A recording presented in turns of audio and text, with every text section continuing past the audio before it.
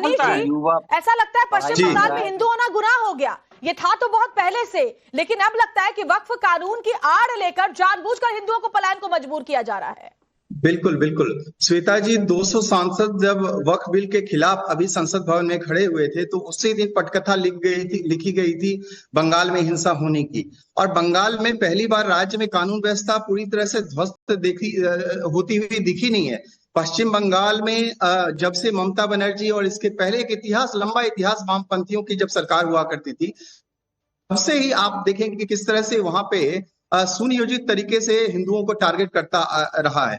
उसके बाद फिर बात करें कि मुर्शिदाबाद में 60% जो आबादी है वो मुसलमानों की है। जहां जहां इनकी आबादी ज्यादा होती है, आप देखें वहां पे किस तरह से हिंदुओं के साथ कत्लेआम होता है, वहां से हिंसा होती है और अराजक तत्व जो है वहां पे बलात्कार उनका करते हैं, वहां पे लूटते हैं। आप देखिए कि जो कश्मीर फाइल्स में लिखी गई, जो कश्मीर में हुआ था, कश्मीर फाइल्स में, वो बंगाल फाइल्स भी मुझे लगता है बहुत जल्द आप देखेंगे उसके ऊपर भी मूवी आने जा रही है। और हिंदू समाज में सुनियोजित तरीके से हमला करना, मुझे लगता है इनका तो अधिकार ये अपने आप को मानते हैं। जहां जहां हिंदू बहुल क्षेत्र है वहां पे आप देखिए दंगा हिंसा फैलाना, राजनीतिक फायदे के लिए हिंदुओं पर इस तरह से अत्याचार होते देखना, आंखें मूंद कर रखना, क्या इसे जायज ठहराते हैं आप? क्या राज्य सरकार की कोई जवाबदेही, कोई जिम्मेदारी नहीं है हिंदू समुदाय के प्रति? श्वेता जी, संवैधानिक पद पे बैठा एक व्यक्ति जब इमरान मसूद जो है, इमरान मसूद 1 घंटे ब्लॉक है, 127 म्यूनिसिपैलिटी है और इतना बड़ा बंगाल में मुर्शिदाबाद में एक मुर्शिदाबाद जिला के अंदर 3 इलाका में जो हंगामा हुआ, हम सब लेकिन मैं बार-बार कह रहा हूँ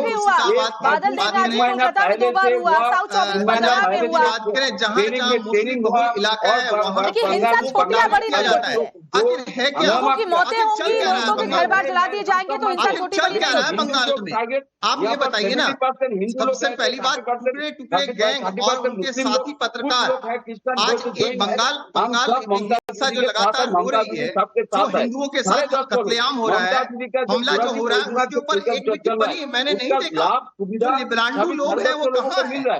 आखिर ये बताइए, रुअफ़ज़ा के ऊपर तो मैंने देखा कि यहाँ पे बहुत सारे जो पत्रकार हैं गैंग के साथ वो सब सामने तो आ जाते हैं, लेकिन आज जो बंगाल में लगातार हिंसा हो रही है, मुझे एक बात बताइए, क्या ममता दीदी जहाँ हिंदुओं के परिवार पलायन को मजबूर है, जहाँ मुर्शिदाबाद में हिंदू गांव को मुस्लिम भीड़ ने टारगेट किया, वहां ममता बनर्जी गई? यहाँ पे जाने का कोई उनका प्लान है? हिंदुओं का दुख सुनने? क्या उनके राज्य के वो नागरिक नहीं है? क्या उनके पास वो जाने वाली है? दरअसल नए कानून के खिलाफ विरोध के नाम पर पश्चिम बंगाल में शहर शहर हिंसा हो रही है। मुख्यमंत्री ममता बनर्जी एक्शन लेने की बजाय उल्टे शांतिपूर्ण आंदोलन की अपील कर रही हैं। मुर्शिदाबाद हिंसा के बाद में, ठीक है बादल जी, मैं कुछ सुनवा रही हूँ। मुर्शिदाबाद हिंसा के बाद ममता बनर्जी ने पहली बार बयान दिया, वो भी सुनवाते, उसमें एक बार भी ये नहीं कहा कि हिंदू समुदायों के ऊपर इस तरह से जुल्म मत कीजिए, उनको टारगेट मत कीजिए। सुनिए आप पहले।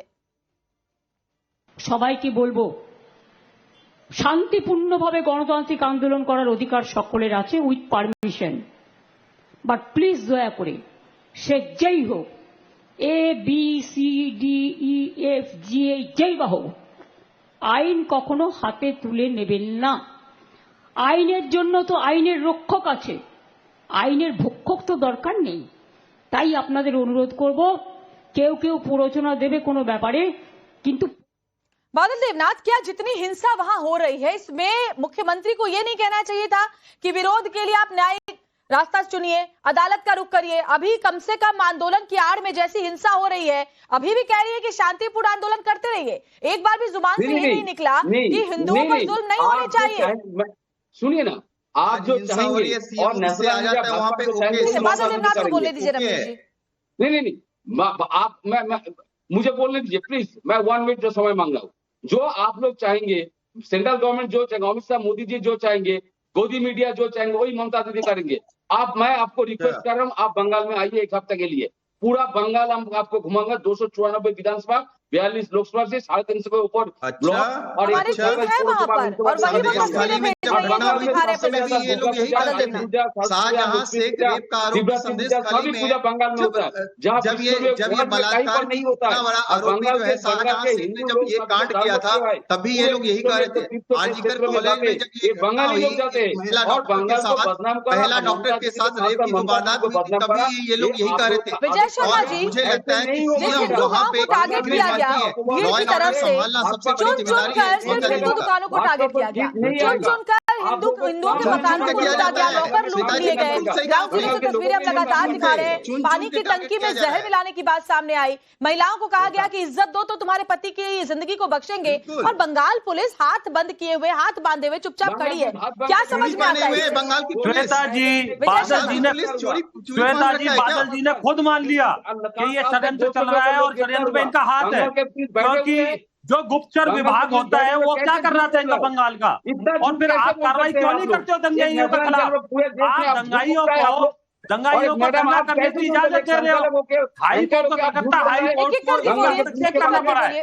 विजय शर्मा जी, देखिए, कलकत्ता हाई कोर्ट को हस्तक्षेप करना पड़ा है। बादल जी ने खुद मान लिया कि वहाँ षड्यंत्र रचा जा रहा था, तो आपका गुप्तचर विभाग क्या कर रहा था? बिल्कुल, सबसे बड़ा सवाल ये है बादल देवनाथ जी कि आपने खुद माना कि 3 महीने से हिंसा की तैयारी चल रही है, बांग्लादेश बनाने की पश्चिम बंगाल में तैयारी चल रही थी, राज्य सरकार की खुफिया एजेंसी क्या राज्य सरकार की तरह ही सोई पड़ी थी?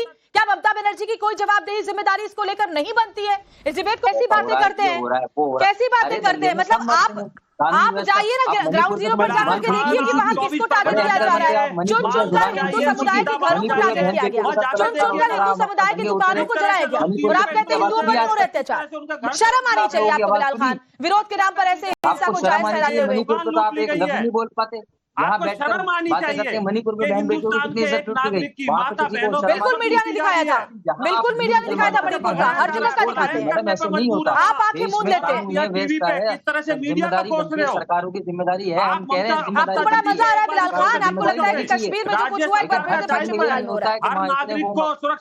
ठीक है, मैं सुनवाती हूँ एक बार बिलाल खान, आपको मैं सुनवाती हूँ। आपको लग रहा है हिंदुओं पर कुछ नहीं हुआ? अगर हमें वो बाइट सुना पाए जो केस स्टोरीज कुछ है हिंदुओं की, फिर मैं बिलाल खान आती हूँ आपके पास।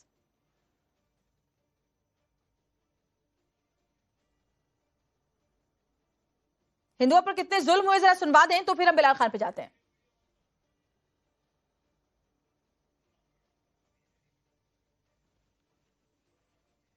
तो बहुत सारे ऐसे हिंदू परिवार हैं जिनके ऊपर जो जुल्म हुए हैं, महिलाएं क्या कुछ कह रही है, हिंदू परिवार कैसे पलायन को मजबूर है, ये पहले हम सुनते हैं और फिर रिएक्शन लेते हैं।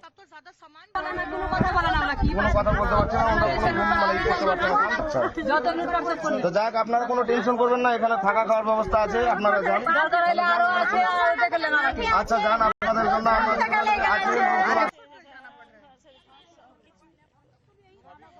आज के हाट में हम देख रहे हैं थोड़ा बहुत, अब तो ज्यादा सामान কোনো কথা বলতে পারছি না, আমরা কোনো ঘুম মালাই করতে পারছি না।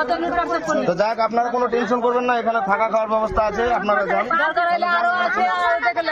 আচ্ছা যান, আপনাদের জন্য महिलाएं घर छोड़कर मजबूर है, छोटे छोटे बच्चों को लेकर के जाने को मजबूर है, खौफ में हिंदू परिवार है, और तब भी आप कहते हैं कि अत्याचार नहीं हो रहा है, मतलब जायज ठहराते हैं आप। जो बात कही जा रही है कि पूरे देश को बंद कर देंगे, भारत बंद कर देंगे, आग लगा देंगे, सब सही है विरोध के नाम पर।